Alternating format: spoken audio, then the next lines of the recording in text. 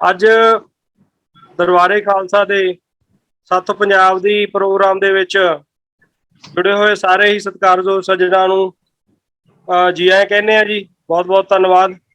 ਅੱਜ ਸਾਡੇ ਨਾਲ ਜਨਤਾ ਸਰਕਾਰ ਮੋਰਚਾ ਤੋਂ ਡਾਕਟਰ ਦਵਿੰਦਰ ਬਲਿਆਰਾ ਜੀ ਜੁੜੇ ਹੋਏ ਨੇ, ਜੋ ਪਿਛਲੇ ਲੰਮੇ ਸਮੇਂ ਤੋਂ ਲੋਕਾਂ ਨੂੰ ਆਉਣ ਵਾਲੀ ਨਵੀਂ ਗੁਲਾਮੀ ਬਾਰੇ ਸੁਚੇਤ ਕਰ ਰਹੇ ਨੇ।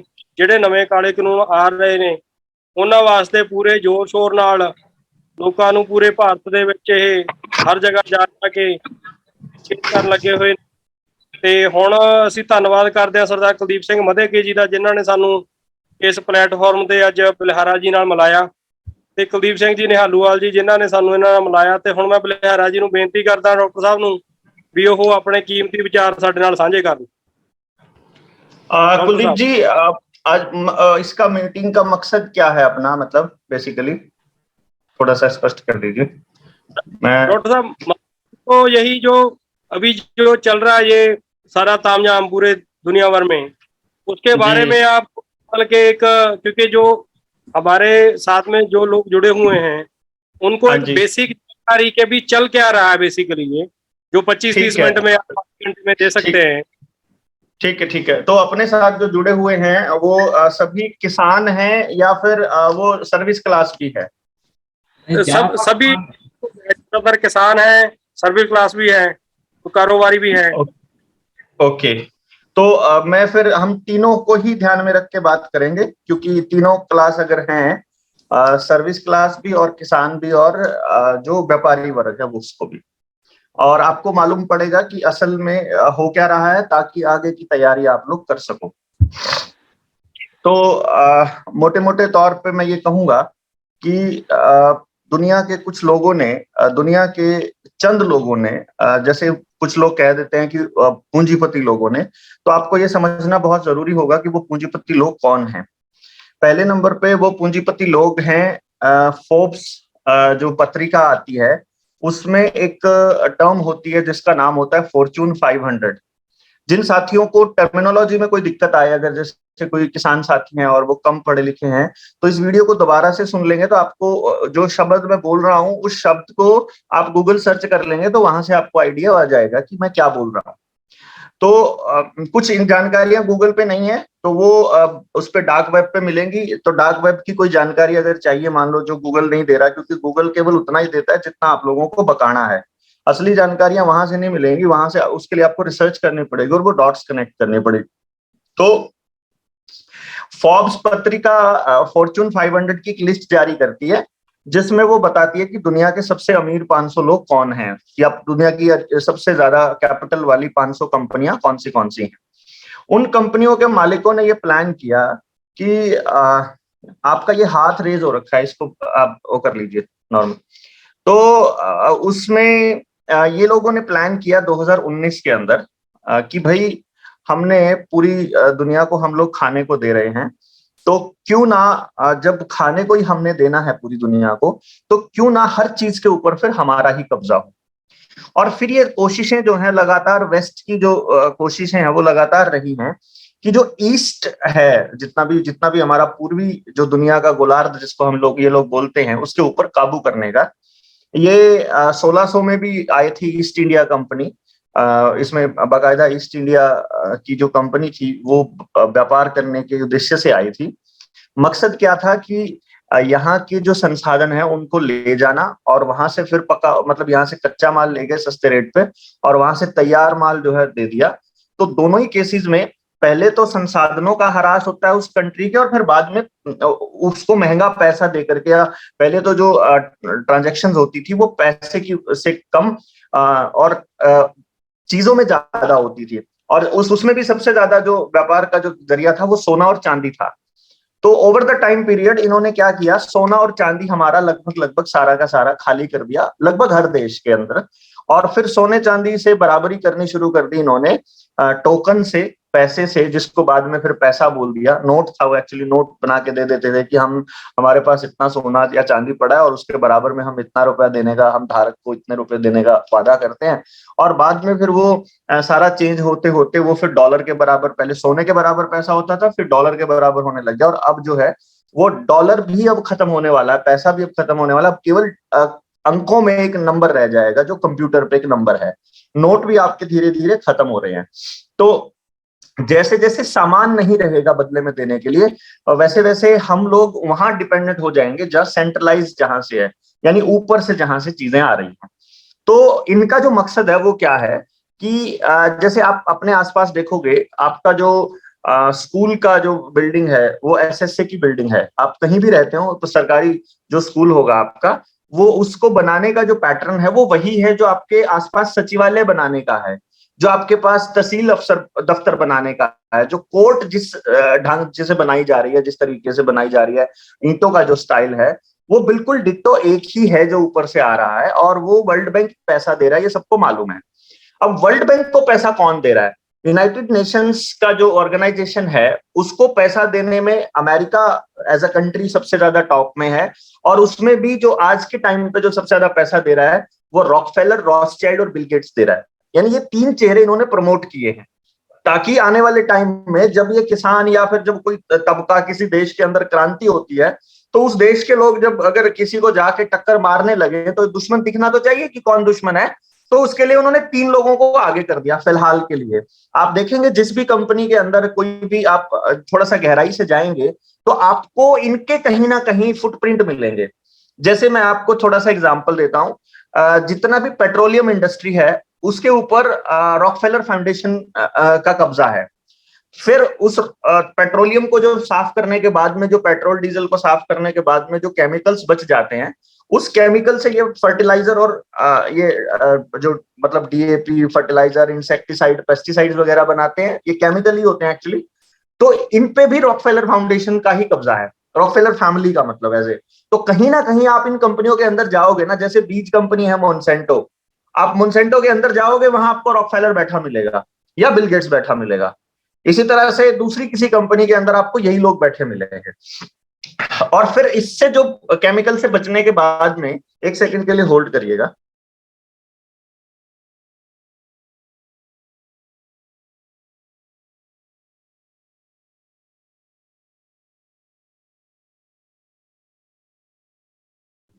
एक मिनट जी, एक मिनट अनम्यूट करें जी। हाँ, तो जैसे ये रॉकफेलर मैंने आपको बताया, उस पेस्टिसाइड बनाने के बाद में जो केमिकल्स बचेंगे उससे फिर ये दवाइयां बनाते हैं। जो जो फार्मा इंडस्ट्री खड़ी होती है, इसको ड्रग इंडस्ट्री बोलते हैं, हम इसको फार्मा इंडस्ट्री बोलते हैं, लेकिन अदरवाइज ये ड्रग कंपनीज हैं, इनको ड्रग्स बोलते हैं। ये जो ड्रग्स हैं ये भी एक्चुअली फॉरेन केमिकल्स हैं हमारी बॉडी के लिए, और इनके ऊपर भी आपको जैसे रेनबैक्सी है, सिप्ला है, मैनकाइंड है, इन कंपनियों के जो शेयर्स के मेन होल्डर जो हैं वही रॉकफेलर फाउंडेशन या रॉकफेलर फैमिली मिलेगी आपको। यानी कि ये जो पूरा तबका है जो आपके खेत में डल रहा है पेस्टिसाइड, वो वहां पे भी मालिक वही है, और पेट्रोल डीजल जब आप खरीद रहे हो वहां पे भी मालिक वही है, और उसके बाद जो बीमार होते हो आप पेस्टिसाइड वगैरह खाने के बाद, उससे जो दवाइयां खरीद रहे हो वहां पे भी मालिक वही है। यानी चारों तरफ से आपकी लुटाई हो रही है। फिर थोड़ा इधर आ जाओ खेती के ऊपर और जगह पे, दुनिया का सबसे बड़ा जो किसान है आज के टाइम पे, 3.25 लाख एकड़ जिसकी जमीन अकेले के पास है अमेरिका के अंदर, वो है बिल गेट्स। वही बिल गेट्स ने क्या किया हुआ है, पूरी दुनिया के 3.5 लाख बीजों को पेटेंट करा रखा है अपने नाम से, और सुरक्षित रखे हुए हैं। स्वालबार्ड सीड वॉल्ट बना रखा है नॉर्वे के अंदर, दक्षिणी गोलार्ध के उत्तरी गोलार्ध में, वहां नॉर्वे में माइनस अंटार्कटिका के ऊपर -50 डिग्री सेल्सियस टेम्परेचर में जमीन से नीचे एक बंकर बना रखा है, जिसका नाम उन्होंने स्वालबार्ड सीड वॉल्ट रखा है, कि यहाँ पे दुनिया के सारे जो ओरिजिनल बीज हैं पुराने वाले, आपको ध्यान हो आज से 10 पहले, 10-15 साल पहले एक मुहिम छेड़ी थी बिल गेट्स ने, कि वो किसानों से सरसों खरीद रहा था, जिस मर्जी रेट में दे दो, आपके पास पुराना बीज पड़ा हो, चाहे आप 10,000 रुपए किलो दे दो, वो आपको सारी सरसों खरीद के ले जा रहे थे। तो सरसों छोड़ी नहीं उन्होंने, आज वो जीएमओज की फॉर्म में आ चुका है आपके खेतों के अंदर। एक कॉर्न मतलब जो मक्की है, जो एक ये बीटी कॉटन, और तीसरा जो है अभी सरसों, ये जीएमओ आ चुका है, जेनेटिकली मॉडिफाइड। इसके ऊपर सुनील शर्मा जो है हमारे जनता सरकार मोर्चा के ही, वो खेती पे बहुत लंबे समय से काम कर रहे हैं, उन्होंने इसके ऊपर पूरा का पूरा एक सीरीज चलाई थी जीएमओ के ऊपर। उनका चैनल का नाम है नेचुरल इंडिया हेल्दी इंडिया। आप इसकी रिकॉर्डिंग को दोबारा देखोगे तो आपको वहां से वो मिल जाएगा। वो जो क्या नाम जीएमओज है, जीएमओज की फाइंडिंग क्या कहती है, आप अपने गूगल पे सर्च कर लेना, ये तो गूगल पे पड़ी है जानकारी कि जीएमओ के प्रेग्नेंट जानवरों के ऊपर और प्रेग्नेंट ह्यूमन के ऊपर क्या क्या असर पड़े। तो आपको मिलेगा कि कुछ सुअरों के ऊपर, जब ब्राजील से जो रिपोर्ट प्रकाशित हुई थी जीएमओ के ऊपर, तो उसमें ये मेंशन हुआ कि जो भी एनिमल जीएमओ खा रहा था, उसमें कुछ चूहों को जीएमओ खिलाया गया, कुछ सुअरों को, पिग को, प्रेग्नेंट पिग्स को, और कुछ जो है ह्यूमन को भी। तो जिसने वो खाया, मतलब वो सरसों का तेल का खाना बनाया है या दूसरी चीजें, उनके जो प्रेगनेंसी है वो सबकी सब प्रेगनेंसी जो है वो मतलब वो हो गई, मिसकैरेज हो गया। और कुछ जानवरों में तो खाली डिलीवरी के टाइम पे एयर बैग्स, मतलब वाटर बैग्स ही डिलीवर हुए, बस बेबी नहीं मिला। और नपुंसकता का एक बहुत बड़ा कारण है जीएमओ। तो ये लोग क्या कहते हैं, जो दुनिया के टॉप अमीर लोग हैं, ये कहते हैं कि हमें सब कुछ कंट्रोल करना है, और क्योंकि बहुत ज्यादा पॉपुलेशन जब होगी तो वो हमसे कंट्रोल नहीं होगी, तो पहले हमें पॉपुलेशन को भी कंट्रोल करना है और पॉपुलेशन की ग्रोथ को भी कंट्रोल करना है। तो बेबीज को भी कंट्रोल करना है, और फिर उसके बाद में जो हैं लोग, जो वो भी निपटाने हैं जितना जल्दी हो सके। तो इन्होंने एक प्रोसीजर निकाला। इसमें एक तो जीएमओज के थ्रू नपुंसकता ले आए अगली जनरेशन, ताकि बांझ होए। तो आप देखोगे आज जो खेत का जो बीज है, हाइब्रिड बीज जब हमको दिए, जीएमओज जब दिए, उसकी वजह से जो हमारा खेत का बीज है वो पूरी तरह से बांझ हो चुका है। आज किसान के पास, जितने किसान नेता या किसान लोग जो बैठे हैं, और वो अच्छे से जानते हैं कि उनके पास अपने खेत में अपना कोई बीज नहीं है, हर बीज वो बाजार से आता है इनका। दूसरे जो लोग अपने पास बैठे होंगे वो होंगे जो एनिमल में जो डील करते हैं आप लोग, डेयरी में, इंडस्ट्री में, तो वहां भी आप देखेंगे आपके पास अपने ना नंदी खागड़ बचे हैं, जो वो भी बीज आपको बाजार से ही लाने पड़ते हैं। आर्टिफिशियल इंसेमिनेशन से ही आपको नए दूध करनी होती है अपना डंगर। और जहां तक इंसानों के बीज की बात हो, 2012 या 13 का आंकड़ा है ये, डॉक्टर मनमोहन सिंह ने अपनी जबान से बोला था कि अपने देश के अंदर लगभग 30% नपुंसकता तो उस वक्त थी। तो आज वो 10 साल हो गया है। तो मेरा जहां तक अभी आंकड़ा है, इस टाइम 40 से 50% के आसपास हमारी नपुंसकता का लेवल है हमारे समाज के अंदर। आप अपने आसपास देखोगे तो शादी के कुछ दिनों के बाद ही लड़का लड़की जो है वो डॉक्टर के चक्कर काटना शुरू कर देता है। और जब कहीं आज से अगर 10 साल पहले का आंकड़ा देखोगे तो आपके डिस्ट्रिक्ट हेडक्वार्टर पे कोई एक इंसेमिनेशन सेंटर होता था, आईवीएफ सेंटर। अब आप देखोगे तो आपके हर जिले में मतलब कई जगह तो 10-10 आईवीएफ सेंटर्स भी खुले हुए हैं। तो ये पॉपुलेशन का एक सीन चला।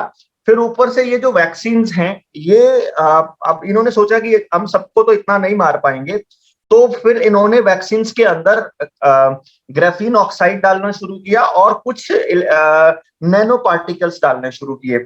ये टाइम्स ऑफ इंडिया में दिसंबर 2021 की रिपोर्ट है, जिसमें आईसीएमआर के डायरेक्टर जनरल ने, मेरे पास वो रिपोर्ट पड़ी हुई है एक्चुअली, सामने आई तो मैं देखता हूँ, मेरे सामने आएगी तो, लेकिन मैं तब तक बता देता हूँ। उसमें उन्होंने कहा, मतलब ये ऑन रिकॉर्ड उन्होंने माना कि ये जो वैक्सीन हैं ये कोई डिजीज मॉडिफाई नहीं करती हैं, मतलब sorry, all vaccine are disease modifying, they do not prevent infection. ये उनकी स्टेटमेंट है आईसीएमआर के डायरेक्टर जनरल की, कि जो हम आपको दे रहे हैं ये कोई वैक्सीन जो है, ये मैं आपको ये है 31 दिसंबर 2021 की रिपोर्ट है। ये मैं आपको बताऊं, ये मैं पढ़ के सुनाता हूं आपको, ये जो गोलदारे में लिखा हुआ है लाल रंग में यहाँ पे, ये मैं आपको पढ़ता हूँ। ये कह रहे हैं all COVID vaccine are disease modifying and they do not prevent infection. ये यहाँ पे मैंने गोलदारा लगाया हुआ है। यहाँ पे ये बोल रहे हैं, एक रिपोर्ट इनके अंदर छपी थी, इसी के अंदर छपी थी, कि जो वैक्सीन है ये एक्चुअली ये वैक्सीन नहीं है, ये एक्सपेरिमेंटल जीन थेरेपी है। मतलब आप इसको समझिएगा, ये आपके ऊपर एक्चुअली एक्सपेरिमेंट हो रहा है। तो जिसकी बॉडी एडजस्ट कर जाएगी, और जिसकी नहीं करेगी उसको लाइफ टाइम की एक डिजीज मिल जाएगी, जिसकी वजह से अगले 5, 7, 10 साल के अंदर वो आदमी या तो पूरी जिंदगी दवाई खाता रहेगा, मतलब उसका इम्यूनिटी इतना खत्म हो जाएगा, या फिर उसको कोई क्रॉनिकल डिजीज हो जाएगी जिससे वो अगले 5-7 साल में निपटा दिया जाए। और या फिर वो साथ के साथ साइड इफेक्ट्स भी बहुत हो रहे हैं। तो आप अपने आसपास देखोगे जिन प्रेग्नेंट लेडीज ने लिए थे उनके शरीर में बड़े डिस्टर्बेंसेस आए हैं, जैसे मेंसेस में प्रॉब्लम आ रही है। अगर वो प्रेग्नेंट थी तो मिसकैरेज की जो इश्यूज थे, डॉक्टर तरुण कोठारी क्योंकि वो एक्चुअली रेडियोलॉजिस्ट हैं तो उनके पास अल्ट्रासाउंड आते रहते हैं, उनकी रिपोर्ट है कि लगभग 80% जो है वो मिसकैरेज हो गए, जो प्रेग्नेंट लेडीज थी और जिन्होंने वैक्सीन ली थी। उसके बाद जो अगला जो पॉइंट है वो ये है कि हार्ट अटैक के केसेस हैं, कैंसर के केसेस हैं, ब्रेन हैमरेज के केसेस हैं और पैरालिसिस के जो केसेस हैं वो इतने बढ़ गए हैं आप सोच भी नहीं सकते। फिर शरीर के ऊपर जो फफोले होने लग गए थे, मतलब खुजली होने लग गई थी, एलर्जी होने लगी थी, जिसको बाद में उन्होंने मंकी पॉक्स देके एक नई महामारी लाने की कोशिश करी है। तो ये भी सारा का सारा गेम बहुत खतरनाक चला। और यहाँ तक कि किसी भी वैक्सीन की अप्रूवल के लिए किसी भी स्पेशलिस्ट का सहारा नहीं लिया। अगर आप लोग आरटीआई में डील करते हो तो आप एक बार जाकर के सर्च करिएगा, क्योंकि हमारे साथ तो कनेक्टेड है, इधर पंचकुला में रहते हैं डॉक्टर जगदीश चंद्र, वो वैक्सीन के जो जोनल हेड थे वैक्सीन इसके कोविड के। तो उन्होंने जब हमको बताया कि एक्चुअली वैक्सीन अप्रूवल के लिए जो डॉक्टर गई हुई थी उसको वैक्सीन के नाम का कुछ नहीं पता था। यहाँ से जो पीजीआई चंडीगढ़ से जो गई थी डॉक्टर आई थिंक डॉक्टर रेखा या ऐसा कुछ नाम था, I don't remember clearly, but जो डॉक्टर गई थी वो डर्मेटोलॉजिस्ट थी, मतलब उसको वैक्सीन का कुछ नहीं पता था, माइक्रोबायोलॉजी से उनका कोई लिंक नहीं था, वायरोलॉजी से उनका कोई लिंक नहीं था। तो इस तरह का गेम खेला गया कि मतलब लोगों के साथ में कि अच्छा फिर ये वैक्सीन का जो मालिक है, जितनी भी इंडिया में वैक्सीन कंपनियां हैं, चाहे आपकी कोवैक्सीन है, जैसे कोवैक्सीन के ऊपर कोवैक्सीन की कंपनी के अंदर बिल गेट्स का 50% है, अडानी उसका पार्टनर है, और उसके लिए जो रिसर्च है वो आईसीएमआर ने कंडक्ट किया है। आईसीएमआर तो सरकारी कंपनी है। फिर उधर से आप देखेंगे कि उन्हीं वैक्सीन की अप्रूवल की जो टास्क फोर्स है जो वैक्सीन की, वो टास्क फोर्स जो है वो पीएचएफआई के अंदर बोर्ड मेंबर्स में बैठी है। और पीएचएफआई जो है public health foundation of India, इसको इंडिया में लाने वाली कांग्रेस थी, उस टाइम सोनिया गांधी थी, यूपीए की सरकार थी, कांग्रेस की अध्यक्ष सोनिया गांधी थी। और पीएचएफआई एक्चुअली बिल गेट्स की ही कंपनी है, मिलिंडा एंड गेट्स फाउंडेशन की सब्सिडरी एक एनजीओ है जिसने भारत के अंदर पब्लिक हेल्थ सेक्टर के अंदर घुस गया। तो आज आप कोविशील्ड में देखोगे वहां भी उसका भी मालिक बिल गेट्स है, कोवैक्सीन में देखोगे उसका भी मालिक बिल गेट्स है। यहां तक कि सुप्रीम कोर्ट के एक जज हैं जिनके कोर्ट में एक सुनवाई थी वैक्सीन से रिलेटेड ही, जिसमें नीलेश ओझा ने फिर बाद में ये कह करके वो सुनवाई किसी और जज से ले ली थी कि हमें क्योंकि मालूम है कि आप वैक्सीन कंपनियों के मालिक हैं, तो आप वैक्सीन कंपनियों के खिलाफ कुछ नहीं सुनेंगे, तो हमें दूसरे जज से सुनवाई करनी है। वो नाम मेरे पास लिखा हुआ है, अभी मुझे क्लियरली नहीं ध्यान है, आप सर्च करोगे आपको मिल जाएगा। मतलब ये है कि जितने भी बड़े बड़े मगरमच्छ थे जो लोग भी इसमें बोल सकते थे, उन सबकी हिस्सेदारी इनके अंदर चालू कर दी। लेकिन मोटा जो प्लेयर है वो बिल गेट्स है।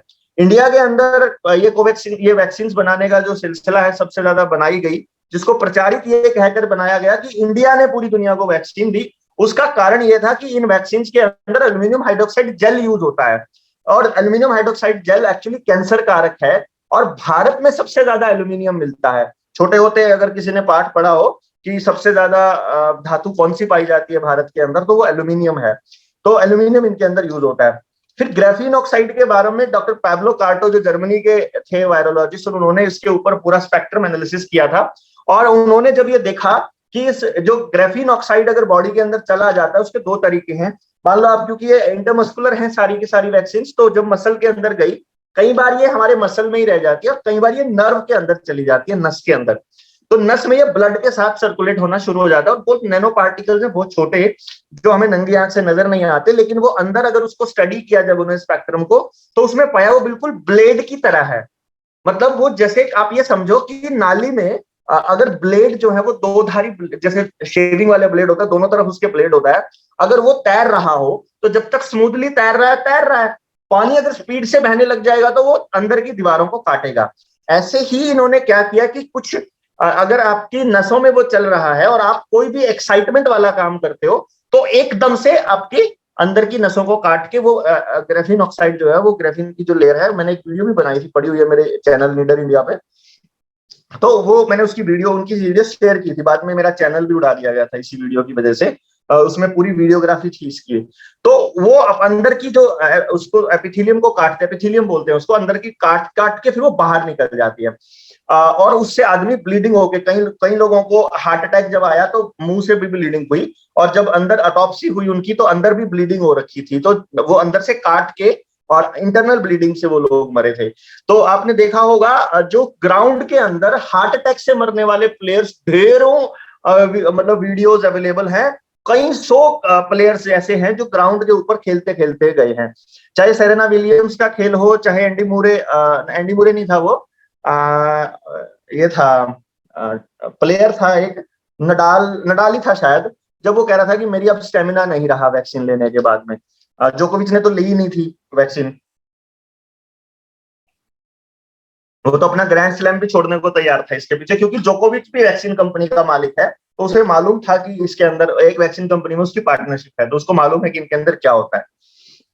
जितनी भी ये वैक्सीन अभी तक आई हैं वो सारी की सारी बेसिकली आदमी को बीमारियों के लिए वल्नरेबल बनाई गई, और इसमें प्रचार ऐसा किया गया कि वैक्सीन की वजह से जिंदगियां बची। जैसे आप पोलियो के केस में आप देखोगे, पोलियो से ज्यादा लोग नहीं मरे, बल्कि अगर पोलियो से 6,000 लोग मरे थे, तो पोलियो वैक्सीन से 65,000 से ज्यादा लोग मरे थे। जैसे अब कोरोना के केस में हुआ, कोरोना से कोई नहीं मरा, या तो गलत इलाज से मरे, या दहशत से मरे, या ऑक्सीजन की टॉक्सिफिकेशन से मरे, या मिसमैनेजमेंट से मरे। कोरोना से कोई नहीं मरा, और बाद में लोग मरने शुरू हुए तो वैक्सीन से मरने शुरू हुए, और फिर उसमें पोस्ट कोरोना इफेक्ट दिखाना शुरू कर दिया। ये था बेसिकली एक वो बनाने के लिए कि आप लोगों के दिमाग में एक वो बने कि वैक्सीन ने बचाया। एक्चुअली वैक्सीन लोगों को खत्म करने के लिए थी, या तो आदमी खत्म हो जाए या उसकी इम्यूनिटी खत्म हो जाए, ताकि जिंदगी भर वो माफिया, इस ड्रग माफिया का गुलाम बना रहे। अब जो तीसरा पॉइंट आता है कि इनका मकसद क्या है बेसिकली, वो है आपके ऊपर टोटल कंट्रोल करना। ये क्या चाहते हैं कि आपकी जिंदगी का एक भी निर्णय आप अपनी मर्जी से ना ले पाओ, आपका खाना, मतलब आप इनके कंट्रोल में भी रहे पूरी तरह से, और इनके ऊपर डिपेंडेंट भी रहे। ये जो दूसरा पॉइंट है, ये मोस्ट इंपॉर्टेंट पार्ट है, कि आप अपने आप से अपनी मर्जी से कुछ भी ना कर पाए। जैसे पहले आप अपना अनाज बोते थे, वही अनाज, बारिश कम हुई कोई बात नहीं, आपके घर में पूरे साल का अनाज होता था, आप अगली बार उसी को खेत में बोलेंगे तो हो जाएगा। अब आपके पास वो अपना अनाज नहीं बचा है, तो आपके पास अपना बीज नहीं है। अगर आपका बीज बीमार आएगा तो आप बीमार ज्यादा रहेंगे, अगर आपके बीज में नपुंसकता है तो आप नपुंसक हो जाएंगे, आपके बीज में कैंसर कारक जीव है तो आप कैंसर होना शुरू हो जाएगा उसका अनाज को खाने के बाद। तो सब कुछ अब बाजार के ऊपर डिपेंडेंट है। पहले आपके कुएं होते थे, आपके डंगरों के लिए जोहड़ होता था गांव में, अब ना आपके पास कुएं बचे हैं, ना आपके पास नलकूप बचे हैं, हैंडपंप नहीं बचा है, और ये लोग ऐसा प्लान कर रहे हैं कि पानी जो है वो मैक्सिमम निकले यहां से। जैसे आप देखोगे समर्सिबल लगा रखे हैं लोगों ने, तो एजुकेट नहीं कर रहे हैं कि समर्सिबल को मैक्सिमम यूज मत करो, वो लोग उसको निकाले जा रहे हैं, और उसकी वजह से वो पानी सब जगह, हमारे जहां जहां पानी निकल रहा है वहां कंक्रीट बिछा दिया इन लोगों ने, तो जमीन जो है उस पानी को सोख नहीं पा रही है, तो वो पानी ऊपर ही खराब हो जा रहा है। खराब होकर के उसके अंदर वो पेस्टिसाइड मिले, या फिर आपकी लेटरिन के गड्ढों का पानी मिले, तो अब आपके पास जोहड़ भी नहीं बचे हैं। तो पानी के लिए भी अब आप इन्हीं के ऊपर डिपेंडेंट है सेंट्रलाइज तरीके से। फिर ये गैस को सेंट्रलाइज करने जा रहे हैं, यानी कि अभी तक सिलेंडर आपके पास आ रहा था, तो गैस जो है ये पाइप के थ्रू देंगे। जैसे आपका पानी और बिजली जो है वो सेंट्रलाइज्ड ऊपर से आता है, ऐसे ही आपकी गैस भी उधर से आएगी, तो आपको सिलेंडर यूज करना महंगा पड़ेगा। और जैसे आपने देखा सीएनजी सस्ती थी पहले, तो पेट्रोल डीजल छोड़ के लोग सीएनजी पे आ गए, अब सीएनजी को भी बढ़ा दिया। अब ये लोग 2030 तक पेट्रोल डीजल और सीएनजी की गाड़ियां मार्केट से हटाना चाहते हैं और इलेक्ट्रिक व्हीकल्स लाना चाहते हैं। तो अब इसको इतना महंगा कर देंगे जानबूझ के कि लोग बाग जो है वो उस पर सवाल उठाने की बजाय, मतलब असली प्रॉब्लम को देखने की बजाय वो इलेक्ट्रिक व्हीकल्स खरीदना शुरू कर देंगे। उनको वो केवल अपनी प्रॉब्लम लगती है, वो एक समाज की एज अ होल प्रॉब्लम नहीं देख पाते हैं, क्योंकि हमें उस तरह से देखना ना हमारी पढ़ाई में सिखाया जाता, ना हमारे सोसाइटी के अंदर इस तरह की बातें होती। हमारी सोसाइटी में भी एक दूसरे से काटा ही गया है एक दूसरे को, ताकि किसी न किसी मुद्दे पर ये लोग बटे रहें। तो इस तरह से जो मैं कह रहा था सेंट्रलाइज पार्ट आ जाएगा। तो मान लीजिए जब आपका जो राशन है, आपका पानी है, आपकी गैस है, आपका पेट्रोल डीजल है, सब कुछ आपके कार्ड के साथ कनेक्ट हो जाएगा, जिसको इन्होंने आधार नंबर कहा है, और वो आधार नंबर आपके वैक्सीन के सर्टिफिकेट के साथ कनेक्ट हो जाएगा। तो बाद में इसको आपको या तो कोई सोशल सिक्योरिटी नंबर बोलेंगे, या ये सोशल क्रेडिट स्कोर बोलेंगे, यानी सोशल क्रेडिट का एक नंबर मिलेगा, जिसमें अभी आजकल तो आभा है, आरोग्य भारत, आयुष्मान भारत हेल्थ कार्ड जो है, हेल्थ आइडेंटिटी, तो चाहे वो आरोग्य भारत वाली हो आइडेंटिटी 14 डिजिट की, चाहे आपका वैक्सीन वाला सर्टिफिकेट है 14 डिजिट का, ये बेसिकली आर्टिफिशियल इंटेलिजेंस के लिए आ रहा है। यानी आपका नाम, आपकी सारी डिटेल्स, आपका बायोमेट्रिक, आपका आंखों का रेटिना और आपकी हाथ की उंगलियां सारी ले लेंगे और बाद में वैक्सीन सर्टिफिकेट के साथ जोड़ के आर्टिफिशियल इंटेलिजेंस से कंट्रोल करने के लिए ये लोग अपने पास डेटा रख लेंगे। तो जो ये आपको शहर के अंदर सीसीटीवी कैमरास नजर आ रहे हैं आपके हर शहर में, और अब तो गांव में भी ये लोग कहीं कहीं लगाना शुरू कर दिया आदर्श ग्राम के नाम पर इन लोगों ने, तो बेसिकली ये आने वाले वक्त में आपको कंट्रोल करने के लिए है। यानी जैसे अभी इन्होंने शुरुआत की है केवल गाड़ियों का चालान काटने का, कि गाड़ी आपकी सड़क पर जा रही है, आपकी एक लिमिट से ज्यादा गाड़ी चलेगी, या फिर रेड लाइट के ऊपर वो जो पट्टी है उस पट्टी से थोड़ा आगे आ गई तो कैमरे ने डिटेक्ट किया और आपका चालान हो गया। तो ऑटोमेटिक चालान आर्टिफिशियल इंटेलिजेंस काट के आपका घर भेज रहा है, और इसीलिए इन्होंने सेंट्रलाइज्ड जो ये प्लेट सिस्टम था ये भी इसलिए रखा था, एक तो अपने लोगों को पैसा देना था ठेके के जरिए, और दूसरा पैसा हमारा खींच के, और दूसरा जो उद्योग धंधा है इनका पर्पस है छोटे जितने भी दुकानदार होंगे सारे बर्बाद होंगे। आप में से जितने भी व्यापारी होंगे आप देखेंगे कि पहले जो वैट होता था, वैट को स्टेट इकट्ठा करता था और अपने ऊपर खर्च करता था, उसमें से कुछ हिस्सा सेंटर को भेजता था, बाकी का स्टेट के ऊपर खर्च होता था। अब जो जीएसटी लगाया है, पहले सारा पैसा सेंटर को जाता है, बाद में वहां से वो स्टेट को अलॉट करते हैं, और कई बार तो वो एक एक साल निकल जाता है, वो अलॉट ही नहीं करते, तो स्टेट का जो डेवलपमेंट है वो उनके ऊपर डिपेंडेंट हो जाता है। अब ये था इसमें। दूसरा आप देखेंगे कि मान लीजिए अब एक कोई भी चीज है, मतलब आप कुछ भी ले लीजिए, फॉर एग्जांपल कोई ये पानी की बोतल है फॉर एग्जांपल, अब ये पानी की बोतल मान लो 2000 रुपए की है, और जो छोटा दुकानदार है वो 2000 रुपए की लेकर के आया है, लेकिन क्योंकि अंबानी और अडानी के 2 लाख करोड़ रुपया या 70,000 करोड़ या 12,000 करोड़ रुपया माफ हो गया है, तो अडानी इसे 180 रुपए की बेच सकता है 20% डिस्काउंट पे, 10% पे। जो छोटा दुकानदार है वो नहीं बेच पाएगा, वो हर चीज में डिस्काउंट दे सकता है आपको 20-20, 30-30%। तो जो पब्लिक है वो वहां खरीदना शुरू कर देगी, और आपको वो घर पे डिलीवरी भी दे देंगे, तो वो आपको ऑनलाइन ट्रांजैक्शन के लिए प्रमोट करेंगे, ताकि अब ज्यादा से ज्यादा पैसा आपका बड़ी कंपनी को जाए, ना कि आपके लोकल दुकानदार को। तो लोकल दुकानदार के लिए आने वाले टाइम में रिलायंस बाजार के साथ में या फिर किसी और बाजार, किसी इलेक्ट्रॉनिक बड़ी कंपनी के साथ में टाई अप करना मजबूरी हो जाए, और धीरे धीरे आपके कमीशन का, यानी कि जो कमाई का, जो प्रॉफिट का एक बड़ा हिस्सा वो कंपनी ले जाए, और आप केवल सर्विस प्रोवाइडर के तौर पे रह जाएं। ऐसे ही आपकी जो प्रॉपर्टी है उसके ऊपर भी आपको किराएदार बनाने का प्लान है। थोड़े दिन पहले आपने देखा होगा, 6 महीने पहले हरियाणा के अंदर इन लोगों ने टैक्स किया था, शहर में 100 गज के प्लाट पे इन्होंने 1 लाख रुपया सालाना का प्रॉपर्टी टैक्स लागू कर दिया। वो तो बाद में बहुत ज्यादा बवाल मचा था, इन्होंने अभी फिलहाल के लिए वापस ले लिया है, थोड़े दिनों में ये फिर इंप्लीमेंट कर देंगे। तो इसमें क्या है, 1 लाख रुपए सालाना का मतलब हो गया 10,000 रुपया महीना लगभग लगभग पड़ता है, 9,000 के आसपास। तो इससे क्या पड़ेगा कि आप अपने ही घर में एज ए किराएदार रहना शुरू कर देंगे। तो क्योंकि अर्बनाइजेशन का खेल चल रहा है, यानी गांव को शहर की तर्ज पे डेवलप करने का ड्रामा चल रहा है, तो इसमें एक ये शहर, गांव के अंदर भी ये टैक्स लगने शुरू हो जाएंगे। अभी आपने देखा होगा गांव में लाल डोरा की भी तोड़ दिया इन लोगों ने, तो घरों के ऊपर भी लोगों के लोन हो गए हैं। तो किसान की मैक्सिमम जमीन जो है वो लोन पे है, किसान क्रेडिट कार्ड के नाम पर, और भी बाकी चीजों पे लोन है। तो बचा हुआ है, क्योंकि इन्होंने क्या किया, आप अपना सोना भी रजिस्टर कराओ, आप अपने घर में जो भी सामान आपके प्रॉपर्टी रखी हो सबको रजिस्टर कराओ, ताकि जब सरकार को पता रहे कि अभी फिलहाल इन लोगों के, इतने लोगों के पास इतना सोना पड़ा हुआ है, तो वो उसके ऊपर भी लोन दे दे। लोन दे दे मतलब आपको कर्ज, आप डंगरों के ऊपर लोन ले लो, जमीन के ऊपर ले लो, आपके घर में जो सामान पड़ा आप उस पर लोन ले लो। लोन लेने से क्या होता है, आपको कमाई को वो लोग खत्म करते जाएंगे और लोन आपका बढ़ता जाएगा, तो बाद में आपकी चीजों को जब्त करना आसान हो जाएगा। जो प्राइवेट प्रॉपर्टी एक्ट जो लेकर आने वाले हैं उसका यही पर्पस है कि आप किसी चीज का मालिकाना हक आपके पास नहीं रहेगा, आप इस धरती पर एक किराएदार की तरह रहोगे, जिसमें आपको सरकार की हर बात को मानना आपकी मजबूरी होगी, और अगर आप नहीं मानेंगे तो आपको ये लोग रगड़ देंगे, आपके ऊपर मतलब इतने चालान हो जाएंगे कि आपका एक्सेस बंद कर देंगे।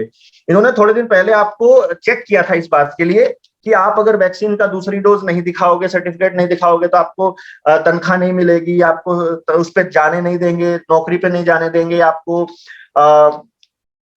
मतलब आपकी बस में नहीं चढ़ने देंगे, रेल की टिकट नहीं मिलेगी, जहाज में नहीं चढ़ने देंगे, और दुकान नहीं खोल पाओगे, इस तरह से इन्होंने ये टेस्टिंग किया था कि कितने लोग ऐसे हैं जो चुपचाप मान लेते हैं और सरकार की हर बात को ये लोग अपने फेवर की समझते हैं। तो क्रिटिकल थिंकिंग कितने लोगों में है, इस चीज को इन्होंने टेस्ट किया और अब ये इसको बड़े लेवल पे इंप्लीमेंट करने जा रहे हैं। जैसे चाइना के अंदर सोशल क्रेडिट सिस्टम है। चाइना में सोशल क्रेडिट सिस्टम में क्या होता है, जैसे अभी एक वीडियो वायरल हुई थी, आपने देखा हो, एक बुजुर्ग था, वो बाथरूम जाना चाहता था और उसके मोबाइल नहीं था उसके पास में, तो मोबाइल में जो क्यूआर कोड है वो स्कैन करना पड़ता है। उस क्यूआर कोड का स्कैनिंग बताएगा कि इस आदमी ने वैक्सीन कितनी लगवा रखी है। अगर ये फुल्ली वैक्सीनेटेड नहीं है, फुल्ली वैक्सीनेटेड का मतलब है जैसे चाइना में अभी चौथी डोज लगी हुई है, इजराइल में इस टाइम चौथी या पांचवी डोज लगी हुई है। जहां जहां लोगों ने विरोध किया है, भारत में जैसे अभी 2 डोज तो लगी हुई है, हरियाणा पंजाब में 2 से आगे नहीं बढ़े हैं और बूस्टर डोज धीरे धीरे हल्का हल्का लगा रहे हैं। लेकिन अगर आप आसाम में जाओगे, झारखंड में जाओगे, जेएंडके में जाओगे, वहां पुलिस वालों की मदद से बंदूक की नोक पे जबरदस्ती लगाई जा रही है बुजुर्गों को तीसरी डोज, जबकि वहां मौत की संख्या भी बहुत ज्यादा बढ़ रही है। क्योंकि आपका को 7 मिनट बाकी हैं अभी। कितने मिनट? 40 मिनट का सेशन सीगा, टोटल 40 मिनट का सेशन था, अभी 7-8 मिनट बाकी हैं। तो अभी आप कंटिन्यू करिए, तो अभी आपका समय और भी हम आगे लेंगे थोड़े दिनों बाद, ऐसे ऐसे कोई नहीं कंटिन्यू। मैं एक तो साथियों से पूछ लो, कम ओवरडोज तो नहीं हो रहा हूं मैं? नहीं सर, कोई बात नहीं, बहुत बढ़िया चल रहा। पर वो जो सेशन है सर, ये 40 मिनट का है, 40 मिनट के बाद वो हो जाता है ना, तो हो जाता है। कोई गल नहीं, हाँ, कोई गल नहीं। अगर आप चाहें तो किसी का सवाल हो तो आज ही, अगर 7 मिनट लेना है तो, क्योंकि डॉक्टर साहब से तो ये तो बहुत लंबे सेशन चलेंगे, आगे इनकी सुनवाई में हम लेते रहेंगे। अगर आज के लिए कुछ सवाल लेने हैं तो 5-7 मिनट। रायपुर में मेरा सेशन 4.5 घंटे चला, जिसमें हमें डिटेल में समझा पाया थोड़ा सा, तो फिर हमको समझ आ गया अच्छे से। अभी मुझे फास्ट भी मैं इसलिए चल रहा हूँ, एकदम से मैंने मीटर खींचा हुआ है कि ज्यादा चीजें आपको पता चल जाए, कि वो शब्द आपको पता हो कि ये भी इसलिए हो रहा है, ये भी इसलिए, ताकि मैं आपको दिखा रहा हूँ कि मैंने दुकानदार का कॉन्सेप्ट दिया कि दुकानदार भी खत्म करना है, किसान का बीज भी काबू कर लिया, इंसान का बीज भी काबू कर लिया, आपके संसाधन भी काबू कर लिए। और अब ये जो कैमराज लगा हुआ है, ये कैमराज अब आने वाले टाइम में जब ये लॉकडाउन अनाउंस कर देंगे, जैसे क्लाइमेट लॉकडाउन आने वाला है, मैं ये पहले इसलिए बता रहा हूं ताकि आपको पता रहे कि ये चीजें होने वाली हैं। डिजिटल करेंसी आएगी तो सारे बैंक जो है खत्म होंगे। एक हफ्ता पहले की खबर है, चाइना के बैंकों से 6 बिलियन जो चाइनीज मनी था, 6 बिलियन वो गायब हो गया। मतलब उन्होंने कहा साइबर अटैक आ गया। तो ऐसे ही इंडिया में भी होने वाला है कि साइबर अटैक होगा, एलियन इन्वेजन की खबरें आएंगी, इंटरनेट ब्लॉक हो जाएगा। इंटरनेट जब दोबारा चालू होगा, बहुत सारा डेटा आपके मोबाइलों से, आपके कंप्यूटरों से, आपके बैंक अकाउंट से सब खत्म हो चुका होगा, और सरकार फिर आपको कहेगी कि हम जिम्मेदार हैं, आपको डिजिटल मनी देंगे हम आपको। डिजिटल मनी मतलब यू आर टोटली कंट्रोल्ड। उसके बाद आप किसी को डोनेशन नहीं दे सकते, उसके बाद आप किसी के साथ कनेक्ट नहीं हो सकते, किसी धार्मिक एक्टिविटी में आप पार्टिसिपेट नहीं कर सकते, तब आप कुछ भी नहीं कर पाएंगे, क्योंकि तब आपका पैसा केवल और केवल मोबाइल से कंट्रोल होगा। उसके बाद आपके हाथ में कुछ नहीं होगा, प्रॉपर्टी आपकी नहीं रहनी है, यहां तक कि बच्चों पर आपका अधिकार 0 होने वाला है आने वाले टाइम में। जेंडर इक्वालिटी की बहुत सारी बातें होंगी, क्लाइमेट लॉकडाउन वाली बातें होंगी। तो ये बहुत सारे ऐसे इश्यूज हैं जो ये करने जा रहे हैं, और इनका एकमात्र मकसद ये है कि किसी भी तरह से आर्मीलेस दुनिया बनाई जाए, पुलिसलेस दुनिया बनाई जाए, सारा कंट्रोल आर्टिफिशियल इंटेलिजेंस करे, चारों तरफ सेंसर ही सेंसर लगे हों, और आदमी 24 घंटे डर के साए में जिए। वो उसका खाना भी इनके काबू में हो, इसका चलना भी काबू में हो, ये बाहर निकले और लॉकडाउन अनाउंस हो रखा है तो इसका चेहरे को लोग सीसीटीवी कैमरा पकड़े और खाते से पैसे अपने आप कट जाएं। आपका खाता जो है, जैसे फास्टैग होता है, आपने नोटिस किया होगा आपके डंगरों पे भी फास्टैग लग गया है, तो दुकानों के ऊपर वो लगा हुआ है। और हरियाणा में इंडो इजराइल प्रोजेक्ट के तहत हिसार के एक गांव में चालू हो गया है काम, पंजाब में भी यकीनन हो गया होगा, और नहीं हुआ होगा तो मैं बता रहा हूं आगे होने वाले टाइम में कि इंडो इजराइल प्रोजेक्ट में ये लोग तालाबों की सफाई का ठेका इजराइल की कंपनियों को देंगे, और वहां पर मछली पालन और झींगा पालन का बिजनेस होगा, और किसानों को अपने डंगरों को पानी पिलाने के लिए टैक्स देना होगा। जैसे अभी अभी स्टेडियम के ऊपर थोड़े दिन पहले इन्होंने 100 रुपए फीस रखी थी कि आपको सैर करनी है तो आपको पहले 100 रुपए, ये टेस्टिंग फीस है बेसिकली। अभी जैसे आप टेस्ट में, मतलब आप लोग पास हो गए थे, 100 का 500 कर देंगे, 500 का 1000, ऐसे करके ये आपको इतना वो कर देंगे कि फूड क्राइसिस हो, चाहे फ्यूल क्राइसिस हो, चाहे एनर्जी क्राइसिस हो, मतलब ये कॉन्टिन्यूअस प्रोसेस रहेगा कि आपका सारी चीजें सेंट्रलाइज हो जाएं और गांव के पास और कम्युनिटी के पास कुछ भी ना बचे। नौकरियां नहीं बचेंगी क्योंकि कोई सरकारी संस्थान नहीं बचेगा। मतलब Arman Adani is a symbolic point उन लोगों के लिए जो ओलिगार्की वाले लोगों के लिए। तो आपको केवल बड़े उद्योगपतियों के ही नौकर बनना है, उन्हीं के पास खाना मिलेगा, उन्हीं के पास आपको सब जिंदगी जीने के लिए सामान मिलेगा और आपके पास आपका कोई अधिकार नहीं होगा। सरकार कंट्रोल करेगी और लाइफ टाइम के लिए एक ही सरकार रहेगी और ये जितने विपक्षी पार्टियां हैं सारी मिलकर उसी सरकार के अंदर चली जाएंगी, जैसे चाइना के अंदर है, one party government only for the life time.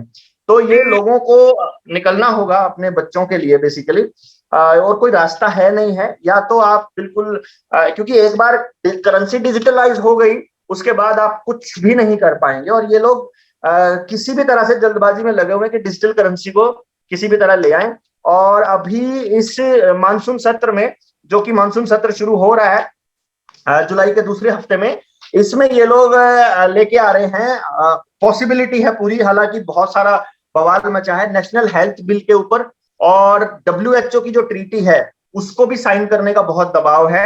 अगर WHO की ट्रीटी साइन हो गई, पेंडेमिक ट्रीटी, तो इस देश का जो संविधान है वो नल एंड वॉइड हो जाएगा। और नेशनल हेल्थ बिल सरकार को इजाजत देता है, हक देता है, अधिकार देता है कि वो बिना किसी वारंट के, बिना किसी टेस्ट के हमारे घरों में घुस सकते हैं, हमारे घरों में आग लगा सकते हैं कि वायरस था, हमें शक था कि वायरस है, हमारे डंगरों को खोल के ले जा सकते हैं, मार सकते हैं। 3 लाख गायें मारी थी चाइना के अंदर पीछे, और बिल्लियां और सुअर बहुत सारे मारे गए थे। और इसी तरह से ये जो प्रोसेस है, इस प्रोसेस को कंटिन्यूअसली ये लोग ऐसे नहीं सुनाई रवि। हाँ बस ठीक है, कोई बात नहीं, जितना भी होगा देखते हैं। YouTube ਚੈਨਲ ਦਰਬਾਰੇ ਖਾਲਸਾ ਨੂੰ ਲਾਈਕ ਸਬਸਕ੍ਰਾਈਬ ਕਰਨਾ ਨਾ ਭੁੱਲਿਓ। ਤੁਹਾਡਾ ਹੁੰਗਾਰਾ ਸਾਡੀ ਖੁਰਾਕ। ਆਗਿਆ ਦਿਓ, ਬਲਾਉ ਫਤਿਹ। ਵਾਹਿਗੁਰੂ ਜੀ ਕਾ ਖਾਲਸਾ, ਵਾਹਿਗੁਰੂ ਜੀ ਕੀ ਫਤਿਹ।